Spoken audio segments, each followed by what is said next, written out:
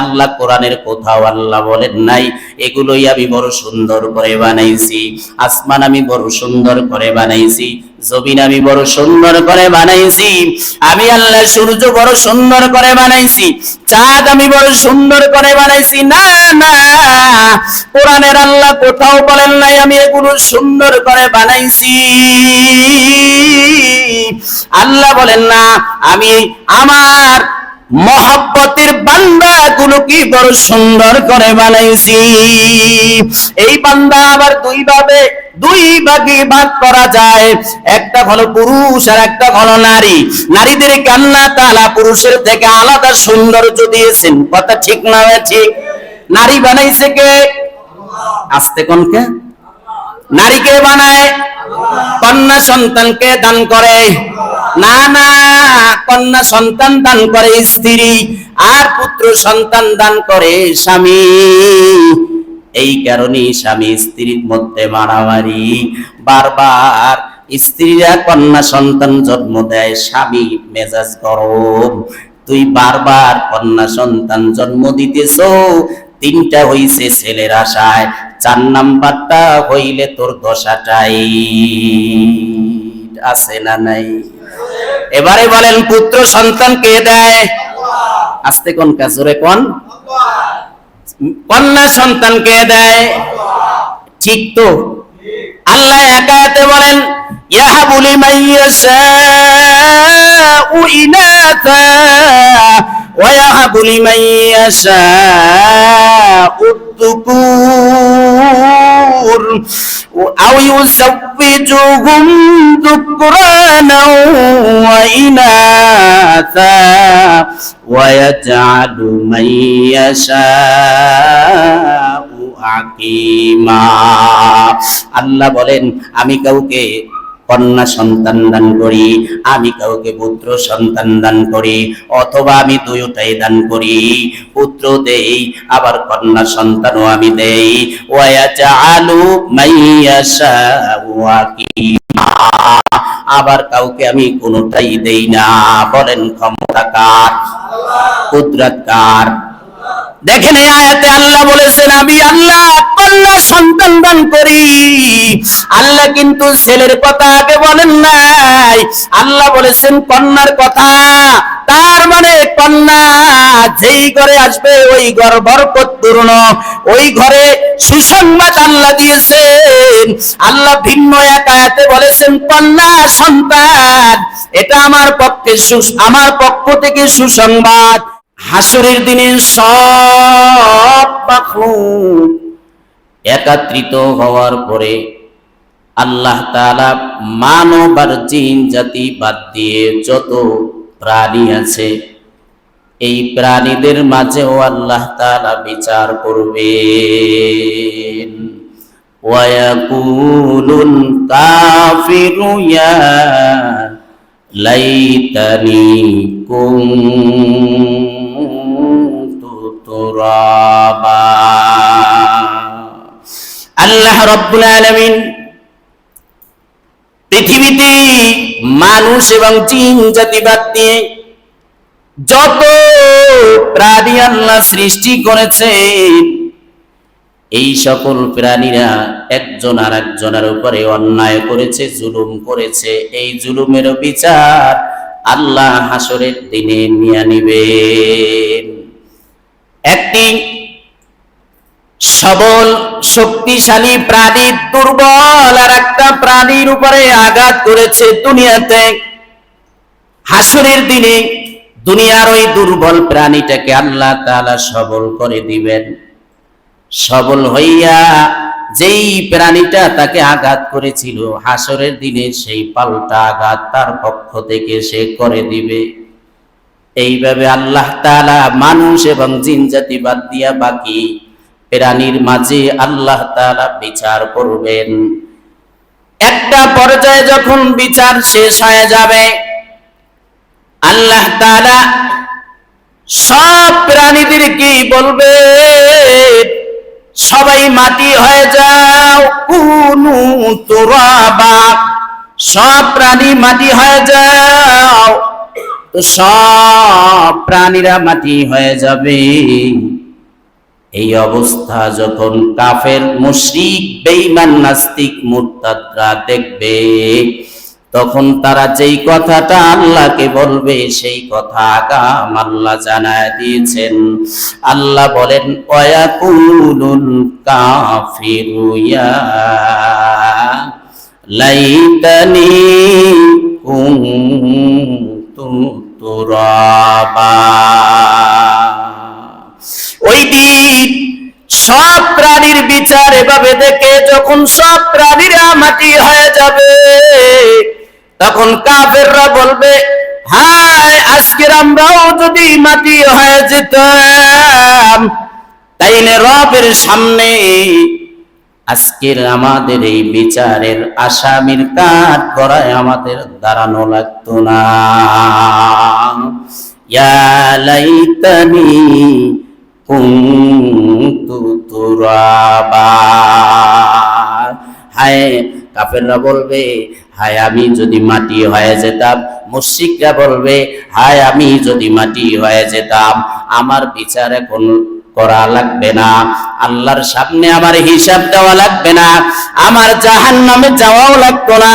আজকের যদি আমি মাটি হয়ে যেতাম, তাইলে আমার আজকের আল্লাহ তাআলার সামনে সব জীবনের হিসাব দেওয়া লাগতো না।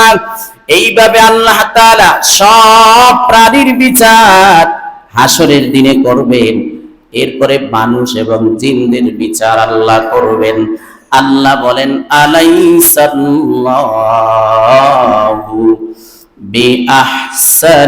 বিআহকামিল হাকিমিন। আল্লাহ কি হাকিমদের হাকিম না? আমরা সাক্ষ্য দেই, হ্যাঁ হে আল্লাহ, আপনি সব বিচারকদের শ্রেষ্ঠ বিচারক। আল্লাহ চারটা কসম করেছেন, তিনের কসম। আল্লাহ জাইতুনের কসম করেছেন। আল্লাহ বলেন, তিনের কসম আর জাইতুনের কসম। এরপরে আল্লাহ সিনাই তুর পর্বতের কসম করেছেন। তারপরে আল্লাহ মক্কা মুআজ্জামা পবিত্র নগরীর কসম করেছেন। এই চারটা কসম করে আল্লাহ তাআলা মানুষের সুন্দর অবয়ব দিয়ে যে আল্লাহ বানাইছেন, সৃষ্টি করেছেন, তা আল্লাহ ব্যক্ত করেছেন। চারটা কসম কেন আল্লাহ করেছেন? আল্লাহ বলেন,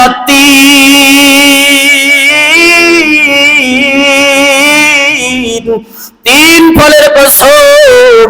আমি গত জুমায় আপনাদেরকে বলেছিলাম, তিন এমন একটা ফল, ডাইরেক্ট জান্নাতের ফল। জান্নাতি ফলগুলো কেমন হবে? হয় দুনিয়ার ফলগুলোর ভিতরে পোকা থাকে, দুনিয়ার ফলগুলোর ভিতরে বিচি থাকে। ফল কাটতে হয়, পোকা আলাদা করতে হয়, বিচি আলাদা করতে হয়। জান্নাতের ভিতরে যে আল্লাহ ফল তার বান্দাদেরকে নিয়ামত স্বরূপ দান করবেন, কোন ফলের ভিতরে পোকাও থাকবে না, বিচিও থাকবে না। সুবহানাল্লাহ। তো তিন ফল এমন একটা ফল, যেই ফলের মধ্যে কোনো বিচি নাই, বিচিবিহীন ফল। আল্লাহ এই তিনের কসম করেছেন। মুফাসসিরিনে কেরাম বলেন, যেহেতু জান্নাতি ফলের ভিতরে কোনো বিচি নাই, আর এই ডুমুর ফল, এই তিন ফলের ভিতরে যেহেতু কোনো বিচি নাই, এই দিক থেকে তিন ফল হলো ডাইরেক্ট জান্নাতের ফল। আল্লাহ তিনের কসম করেছেন। কেন? হয় তিন ফল মানুষের দেহের জন্য উপকারী ফল। এই ফল মানুষের দেহের জন্য মারাত্মকভাবে উপকারী ফল। তেমনি ভাবে জাইতুন তেল মানুষের জন্য উপকারী এবং তার ফল উপকারী। মক্কা মুআজ্জামা এই নগরী যেমন দামি, সিনাই তুর পর্বত যেমন দামি উপকারী, ঠিক তেমনি ভাবে তিন ফল আর জাইতুন ফল মানুষের জন্য উপকারী। এই কারণে আল্লাহ তাআলা চারটা কসম করে বলেছেন, ওয়াত্তিন ওয়াজাইতুন ওয়াতুরি সিনিন। তুর পর্বত, সিনাই তুর পর্বতের কসম। তুর পর্বত কেন দামি? আল্লাহ তাআলা তার জলিল কদর একজন নবী পয়গম্বর মূসা আলাইহিস সালামের সাথে কথোপকথন হয়েছে তুর পর্বতে।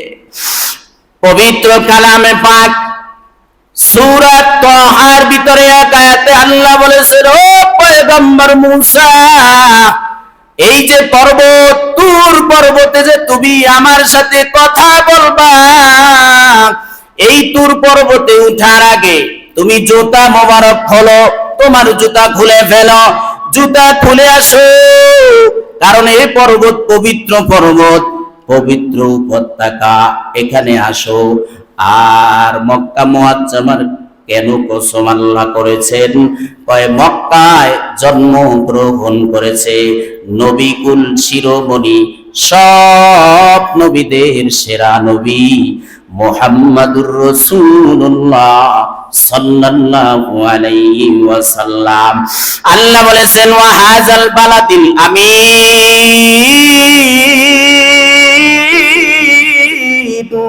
কসম পবিত্র নিরাপদ নগরের কসম, এটা এমন একটা নগরী যদি বেঈমান ঢোকে সেও নিরাপদ, পবিত্র ভূমি। আল্লাহ চারটা কসম করে এরপরে আল্লাহ বলেছেন লাকাদ খালাকনাল ইনসান ফি আহসানি তাকওয়িম, আমি আল্লাহ অবশ্যই মানব জাতিকে সুন্দর অবয়ব দিয়ে সৃষ্টি করেছি। সুবহানাল্লাহ। মানুষকে আল্লাহ তাআলা সুন্দর অবয়ব দিয়েছেন। আল্লাহ তাআলা আসমান বানাইছেন, আসমান বানাইয়া আল্লাহ কোরআনে কোন জায়গায় আল্লাহ বলেন নাই আমি আসমান বড় সুন্দর করে বানাইছি। আল্লাহ জমিন সৃষ্টি করেছেন, জমিন সৃষ্টি করে আল্লাহ বলেন নাই, কোরআনের কোথাও আল্লাহ বলেন নাই জমিন আমি আল্লাহ বড় সুন্দর করে বানাইছি।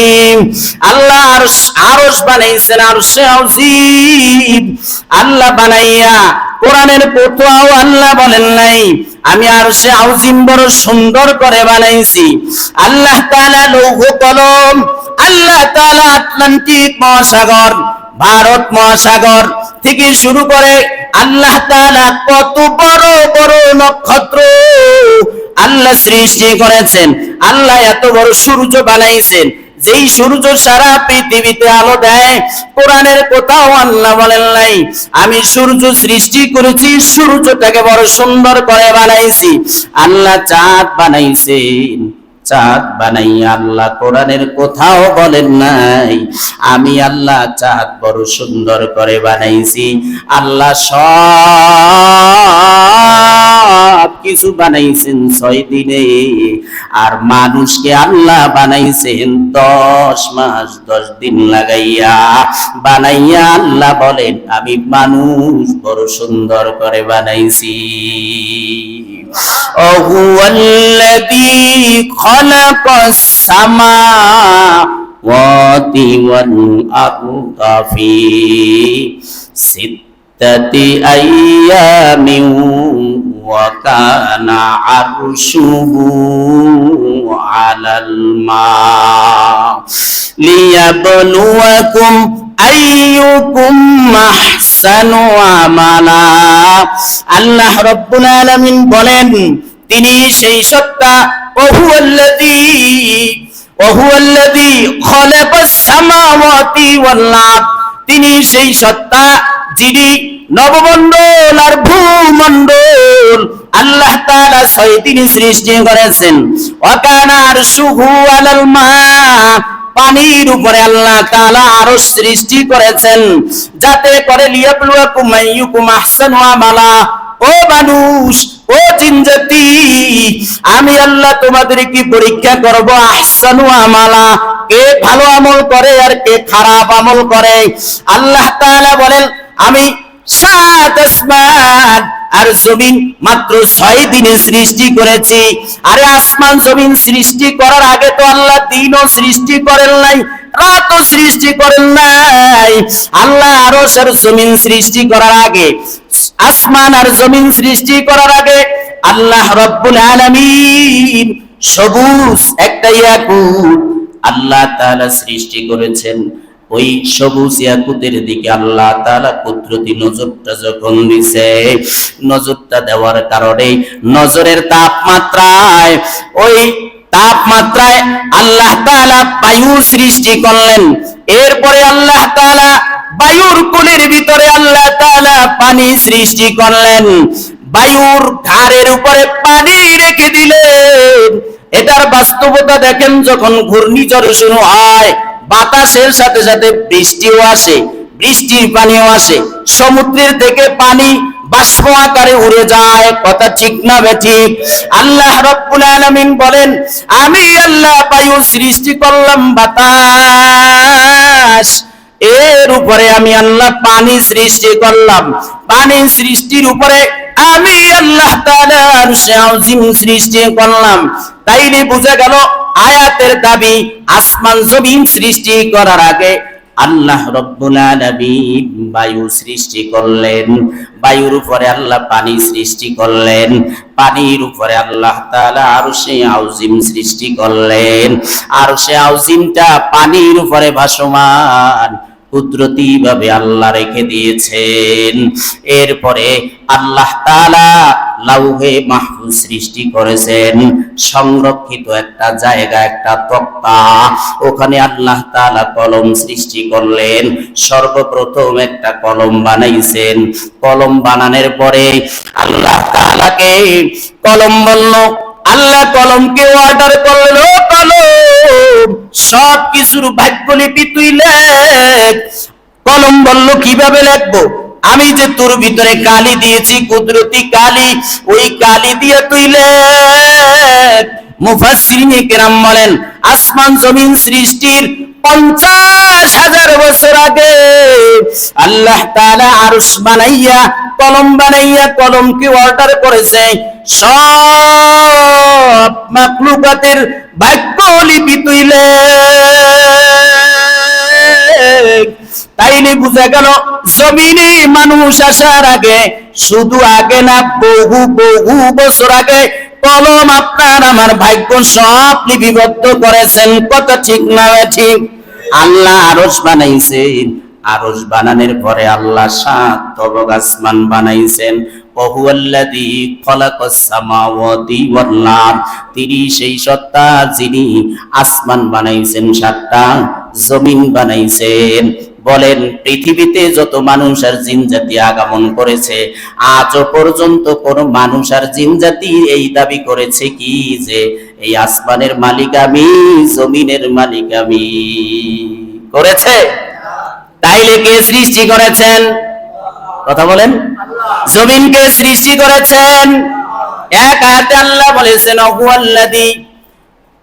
হুয়াল্লাযী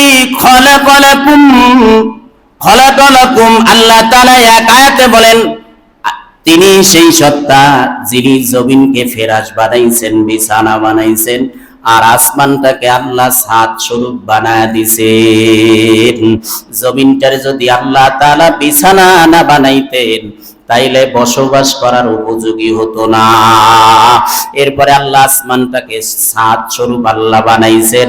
আমার বুঝানোর কথা হলো, আল্লাহ এত কিছু বানাইছেন, বানাইয়া আল্লাহ কোরআনের কোথাও আল্লাহ বলেন নাই এগুলোই আমি বড় সুন্দর করে বানাইছি। আসমান আমি বড় সুন্দর করে বানাইছি, জমিন আমি বড় সুন্দর করে বানাইছি, আমি আল্লাহ সূর্য বড় সুন্দর করে বানাইছি, চাঁদ আমি বড় সুন্দর করে বানাইছি। না না, কোরআনের আল্লাহ কোথাও বলেন নাই আমি এগুলো সুন্দর করে বানাইছি।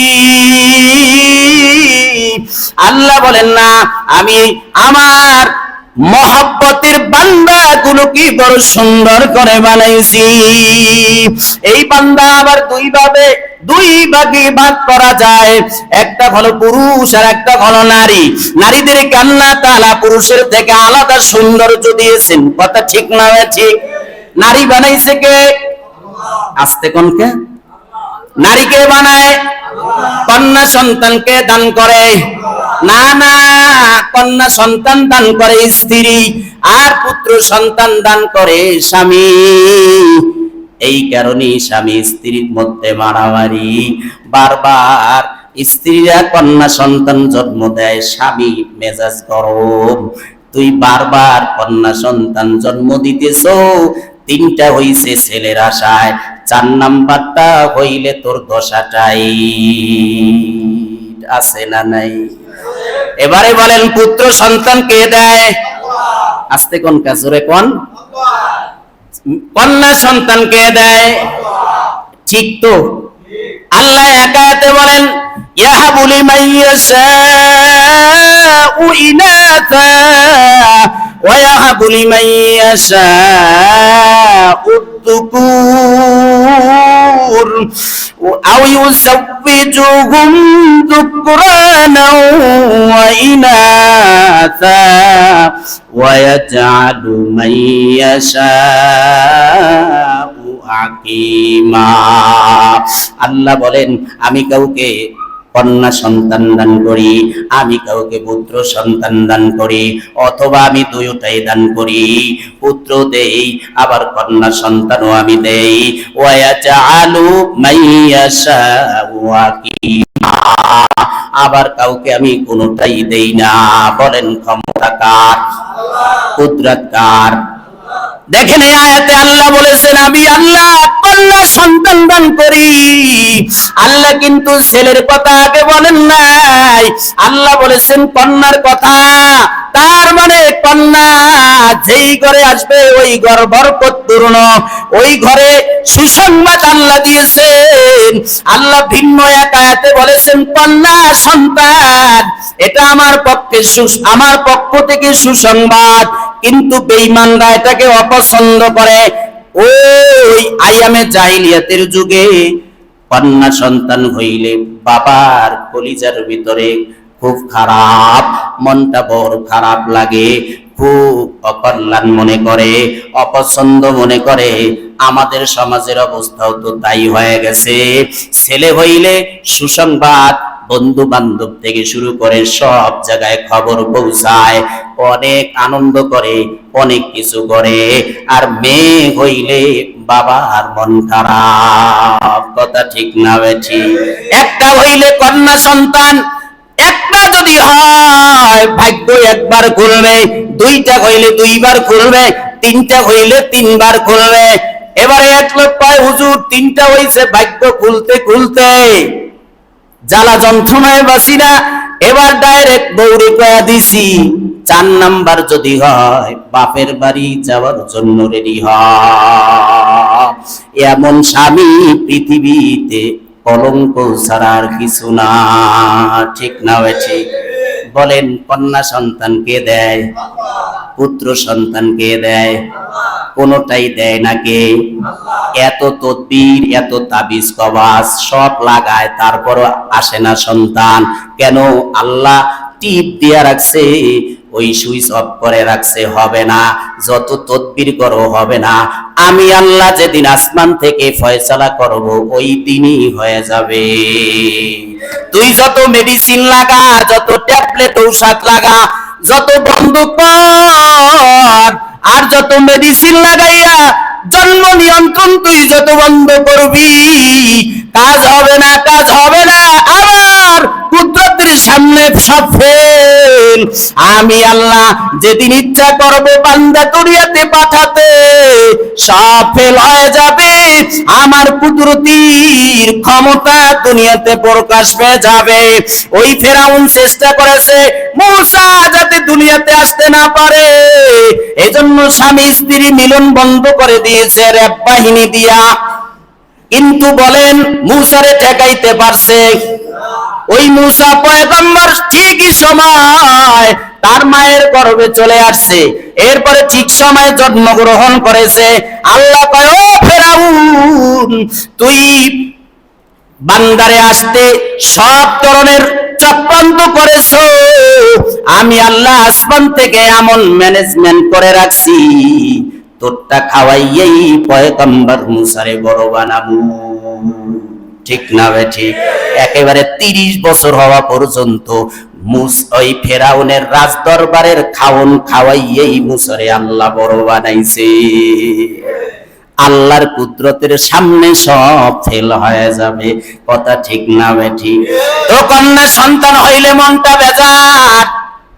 বলেন কন্যা সন্তান কে দান করে?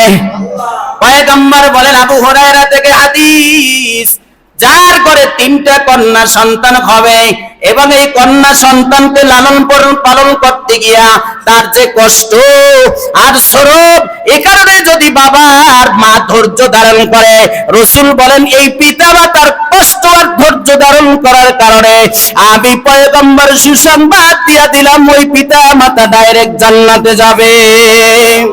একজন ব্যক্তি দাঁড়ায় বলো, পয়গম্বর আমার তো 3টা নাই, যদি 2টা হয় কন্যা সন্তান, তাইলে কি ফয়সালা? পয়গম্বর বলেন, তাইলে তুমি জান্নাতি।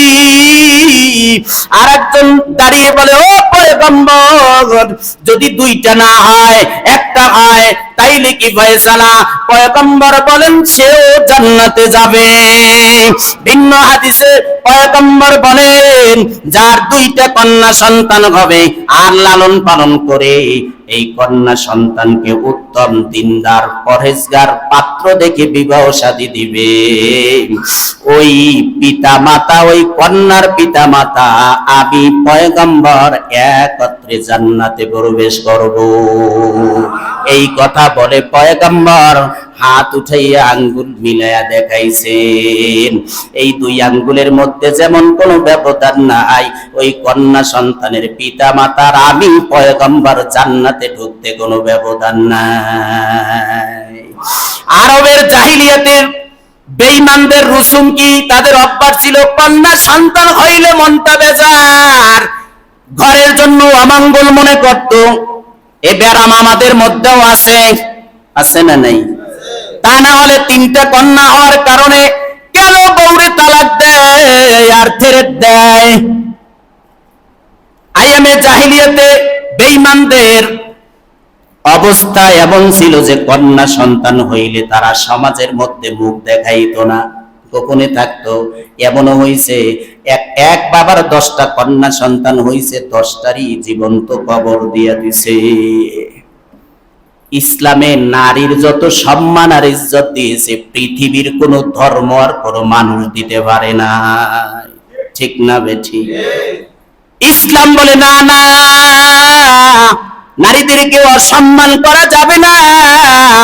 ইসলাম বেঈমানদের এই খাসলত, বেঈমানদের এই যে কন্যা সন্তান হইলে যে তারা মন খারাপ, অকল্যাণ, অমঙ্গল মনে করত, ইসলাম বলে না না না না, কন্যা সন্তান হইলে ঘরটা তোমার রহমতপূর্ণ বরকতে ভরে যাবে। এবার শোনো, এক সাহাবী কন্যা সন্তান কিভাবে জীবন্ত কবর দিয়েছে। সাহাবীর নাম সম্ভবত দাহিয়াতু কালবি রাদিয়াল্লাহু তাআলা আনহু, যার সূরত ধরে জিবরাইল পয়গম্বরের কাছে আসতেন, যার রূপ ধারণ করে আল্লাহ রাসূলের কাছে আসতেন। দাহিয়াতুল কালবি এত সুন্দর ছিল তার চেহারা, রাস্তা দিয়া যখন যাইতো মানুষ তাকে দেখার জন্য রাস্তার 2 পাশে লাইন ধরে দাঁড়ায় থাকতো।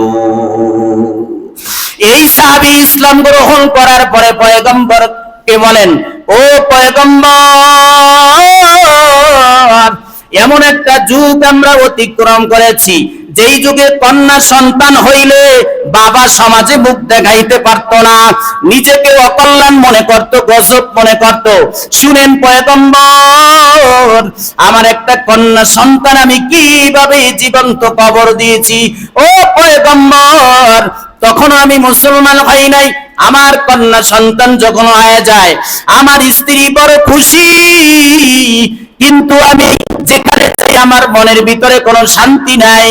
আমি শুধু অশান্তি ফিল করতেছি আর চিন্তা করতেছি আমি কন্যা সন্তানের বাবা, সমাজে কিভাবে মুখ দেখাবো। এই চিন্তা করে করে কয়েক বছর চলে যায়। কন্যা সন্তানটা আমার বড় হয়ে গেছে, বড় হইয়া আমাকে বাবা ডাকে, আমার কলিজা প্রশান্ত হয়ে যায়। তারপরও আমার ওই যে খাসলত আইয়ামে জাহিলিয়াতের যে খাসলত, যে কন্যা সন্তান হইলে অকল্যাণ মনে করত, বাবা এটাকে ভালো মনে করত না, সমাজ এটাকে ভালো মনে করত না। এখনো তো শাশুড়ি আর শ্বশুর এমনই অবস্থা। ছেলের কয় তোর বউ বারবার কন্যা সন্তান কেন জন্ম দেয়, আর একটা বিয়ে কর, নাইলে এটারে তালাক দে। আছে না নাই? তখন এমন অবস্থা ছিল, এরা ওই বেঈমানদের সাথী, তা নলে এমনটা কেন করে? আরে যেই মুমিনের কলবের ভিতরে আল্লাহ বিশ্বাস আছে, ওই মুমিন কন্যা সন্তান হওয়ার কারণে বউকে ছেড়ে দিতে পারে না। ঠিক না বেঠি? আরে এখানে তো বাবা মার কোনো ক্ষমতাই নাই, পিতা মাতার তো কোনো ক্ষমতাই নাই। পিতা মাতা হচ্ছে মাধ্যম, কথা ঠিক না বেঠি? সন্তান দিবে কে? তো দাহিয়াতুল কালবি এবারে সিদ্ধান্ত নিয়ে ফেলছে তার মেয়েটাকে জীবন্ত কবর দিবে। যে কোনো বাহানায় স্ত্রীকে বলে তার কন্যা সন্তানটাকে সাজাইয়া সুন্দরভাবে গোসল করাইয়া জামা কাপড় পরাইয়া দাও ওরে দাওয়াতে নিয়ে যাব। তো স্ত্রী মনে মনে আশা, হয়তো আমার স্বামী ভালো হয়ে গেছে, এই যে সমাজ ব্যবস্থা, এই যে রসুম, এই রসুম থেকে মনে হয় আমার স্বামী বের হয়ে গেছে। চিন্তা করে মেয়েটাকে সুন্দরভাবে গোসল করাইয়া জামা কাপড় পরিধান করাইয়া কন্যা সন্তানটাকে তার বাবার হাতে তুলে দিছে। দাহিয়াতুল কালবি বলেন, ও পয়গম্বর, সন্তানটাকে আমি নিয়ে রাস্তা দিয়ে হাঁটতেছি, আমার মেয়েটা ডানে যায় বামে যায়, কত খুশি কত আনন্দ, কিন্তু তারপরও আমার দিলটা নরম হয় নাই। আমি আস্তে আস্তে যাইতে যাইতে আমার গন্তব্যে আমি চলে যাই। আমি পয়গম্বর পাহাড়িয়া এলাকা, পাহাড়ের পাদদেশে গিয়ে আমি আমার সিদ্ধান্ত মোতাবেক বিরাট এক গর্ত খনন করি। গর্ত খনন করতেছি, মেয়েটা চতুর্পাশে দৌড়ায়, আর মাঝে মাঝে এসে দেখে যায় আমি কি করতেছি। ও পয়গম্বর, তারপরও আমার কলিজার ভিতরে মায়ার মহব্বত জাগে নাই। গর্ত খনন যখন শেষ হয়ে গেল, এবারে আমি কন্যা সন্তানটাকে ডাক দিলাম, মা তুমি এদিকে আসো। আমার মেয়েটা যখন গর্তের কিনারায় এসে দাঁড়াইলো, আমি এমন পিতা, ও পয়গম্বর, আমার কন্যা সন্তানটাকে ধাক্কা মেরে ওই গর্তের ভিতরে ফেলে দেই। মেয়েটাই আমার চিৎকারের আওয়াজ দিয়া বলে, বাবা তুমি না মার কাছ থেকে নিয়ে আসছো, দাওয়াত খাইতে যাইবা, ওই তুমি কেন আমাকে এখানে ধাক্কা মেরে ফেলে দিলে? ও বাবা আমাকে বাঁচাও। ও পয়গম্বর, মেয়ের আর্তনাদ, মেয়ের চিৎকার আমার কলিজার ভিতরে লাগে নাই। ও পয়গম্বর, আল্লাহ রসুল কান্না করতেছে, এরে দাহিয়া, এমন কাজই কি কোনো মানুষ করতে পারে? সন্তানের উপরে এমন অত্যাচার কি কোনো বাবা করতে পারে? দাহিয়া বলে, ও পয়গম্বর, শুধু ধাক্কা মেরে ফেলে দিছি তা নয়, এবারে উপর থেকে একটা একটা করে আমি পাথর নিক্ষেপ করতেছি গর্তের ভিতরে। পাথরের আঘাতে আমার মেয়ের শরীর ফেটে ফেটে রক্ত বেরিয়ে যায়, তারপরও আমার কলিজার ভিতরে কোনো মায়া উঠে না। মেয়েটা আওয়াজ দিয়ে বারবার চিৎকার দিতেছে, আমি পাথর মেরে মেরে কত পরিপূর্ণ করতেছি। একটা পর্যায়ে আমার মেয়ের পেট পর্যন্ত পাথরে যখন দেখে যায়, তারপরও মেয়ে চিৎকার করে বলে, ও বাবা আমাকে বাঁচাও, আমাকে তুমি মেরো না। কিন্তু তারপরও আমার কলিজায় লাগে নাই। আমি একটা পর্যায়ে গর্ত পরিপূর্ণ করে ফেললাম, জীবন্ত দাফন দিয়ে দিলাম। তারপরও পাথর ভেদ করে আমি শুনতেছি মা ক্ষীণ আওয়াজে বলতেছে, মা বাবা আমাকে তুমি বাঁচাও, আমাকে তুমি মেরো না। ও পয়গম্বর, আমি এইভাবে মেয়েটাকে জীবন্ত কবর দিয়েছি। এরপরে আমি ওখান থেকে যখন ফিরে আসি, তারপরও আমার কলিজার ভিতরে কোন মায়া জন্মে নাই, পয়গম্বর কান্না করতেছে। মানুষ কি এমন নিষ্ঠুর হতে পারে? আল্লাহ তাআলা কোরআনে এক আয়াতে বলেছেন, হাসরের দিনে এই কন্যা সন্তানরা আল্লাহর আসামির কাঠগড়ায় দাঁড়াইয়া বাবার বিরুদ্ধে বলবে, কোন অপরাধের কারণে আমাকে হত্যা করা হয়েছিল। ওই দিন কিন্তু এরা বাঁচতে পারবে না। বন্ধুরা আমার, আম্মা জান আয়েশা বসে আছেন ঘরের ভিতরে। এমন সময় দুই কন্যার জননী একজন মা দরজায় এসে আওয়াজ দিছে, খাবারের কোনো ব্যবস্থা আসেনি। আম্মা জান আয়েশা বলেন, আমার ঘরে কোনো খাবার ছিল না, আমার ঘরে শুধু একটা খেজুর ছিল। হাদিসে এসেছে, আম্মা জান আয়েশা বলেন, আমি ওই একটা খেজুরি মহিলার হাতে তুলে দেই, বাচ্চার হাতে দেই নাই। দুইটা কন্যা সন্তান নিয়ে আসছে। আমি তাকায় দেখলাম মহিলা ওই একটা খেজুর নিজের মুখের ভিতরে দেয় নাই, ওই খেজুরটা নিয়ে দুইটা টুকরা করে দুই কন্যার হাতে দিয়ে দিছে। দেওয়ার পরে তারা চলে গেল। এর মধ্যেই পয়গম্বর আমার হুজরায় আগমন করলেন। আমি ঘটনা শুনায় দিলাম, ও পয়গম্বর, এই যে একজন মহিলা আসছিল দুইটা কন্যা নিয়া, আমি একটা খেজুর দিছি, খেজুরটা ভাগ করে মহিলা খায় নাই, বাচ্চা দুইটার হাতে দিয়ে দিছে। আল্লাহর রাসূল বলেন, এই কন্যা সন্তান হওয়ার পরে যারা ধৈর্য ধারণ করবে, এদের সাথে ভালো ব্যবহার করবে, এই কন্যা সন্তান জান্নাতে জাহান্নাম থেকে বাঁচার মাধ্যম হয়ে যাবে। সুবহানাল্লাহ বলেন। কন্যা সন্তানের বেলায় যত ফজিলত আছে, এর মধ্যে তিনটা ফজিলতের কথা বলি। এক নাম্বার, কন্যা সন্তান যাদের হবে জাহান্নাম থেকে বাঁচার মাধ্যম। কি বলছি বলেন? কন্যা সন্তান জাহান্নাম থেকে বাঁচার মাধ্যম। দুই নম্বরে, যাদের কন্যা সন্তান হবে তারা জান্নাতে যাবে। তিন নাম্বার, যাদের কন্যা সন্তান হবে তারা ডাইরেক্টলি পয়গম্বরের সাথে জান্নাতে থাকবে। তাইলে কন্যা সন্তান হইলে মন খারাপের কিছু আছে? কথা বলেন সবাই। তাহলে স্ত্রী যদি বারবার কন্যা হয়, তাহলে সৌভাগ্য মনে করতে হবে। কথা ঠিক না বে ঠিক? কন্যা সন্তান যেমন নেয়ামত, ঠিক তেমনি ভাবে পুত্র সন্তানও নেয়ামত। আলহামদুলিল্লাহ, আপনাদের দোয়া এবং নেক দোয়ার বরকতে আমাকেও আল্লাহ তাআলা গত 19 তারিখ রবিবার সকাল 10টার পরে আল্লাহ তাআলা একটা কন্যা সন্তান দান করেছেন। এক ছেলের পরে এখন এক মেয়ে সন্তান আল্লাহ দিয়েছেন। তো সেই উপলক্ষে কিছু তাবারকের ব্যবস্থা আপনাদের জন্য করা হয়েছে। নামাজের পরে দোয়া হবে, দোয়ার পরে আপনারা সবাই এই তাবারক নিয়ে যাবেন। পাশাপাশি আমি সবার কাছে দোয়া চাই, আমার সন্তানটা একটু অসুস্থ, আজকেরও ডাক্তার দেখানো হয়েছে, আল্লাহ যাতে পরিপূর্ণ সুস্থতা দান করে এবং এই দুই সন্তান যেন নাজাতের জড়িয়ে হয়। পাশাপাশি আপনাদের যাদের সন্তান আছে, প্রত্যেক সন্তান প্রত্যেক পিতা মাতার জন্য নাজাতের যেন জড়িয়ে হয়। এজন্য প্রত্যেক পিতা নিয়ত করে ফেলেন, দুনিয়াতে আজ আছি বাই কাল নাই, এই সন্তানগুলারে সম্পদ বানায়া যান। কোটি কোটি টাকা ব্যাংকে আপনি রাইখা গেলে কোনো লাভ নাই, এগুলো নিয়ে মারামারি হবে। কিন্তু এই সন্তানগুলার যদি আপনি সম্পদ বানায়া যান, দিনদার বানায়া যান, এগুলোর যদি ভালো সৎ বানায়া যান, তাইলে এরাই আপনার পরবর্তীতে কাজে আসবে। আর ওই যে কোটি কোটি টাকা, লক্ষ লক্ষ টাকা ব্যাংক ব্যালেন্স করে গেছে, মরতে দেরি, এগুলো নিয়ে মারামারি করতে দেরি নেই। কথা ঠিক না বে ঠিক? আর এই টাকাগুলো যদি এই সন্তানের পিছনে খরচ কইরা এগুলোরে মানুষ বানায় যান, কোরআনওয়ালা বানায় যান, তাহলে মৃত্যুর পরে এরাই চোখের পানি ফেলে আপনার জন্য দোয়া করবে। কথা ঠিক না বেটে? এরাই হাসরের দিনে আপনার জন্য নাজাতের জড়িয়ে হবে। সন্তান যদি জান্নাতে যায়, আপনি কি মনে করেন পিতামাতারে ছাড়া যাইবো? পিতামাতা ছাড়া সন্তান কি জান্নাতে যাইবো?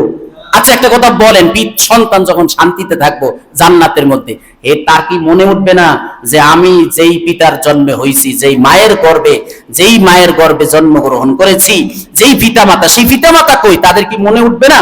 তখন কি তারা তালাশ করবে না যে আমার পিতামাতা কোথায়? তো আল্লাহ তাআলা কি সন্তানরে জাহান্নাম দিবে আরে জান্নাত দিবে, আর পিতামাতারে জাহান্নাম দিয়ে দিবে না? যদি জাহান্নামে থাকেও গুনাহের কারণে, তো সন্তানের কারণে আল্লাহ তাআলা ওই দিন জান্নাত দিয়ে দিবে।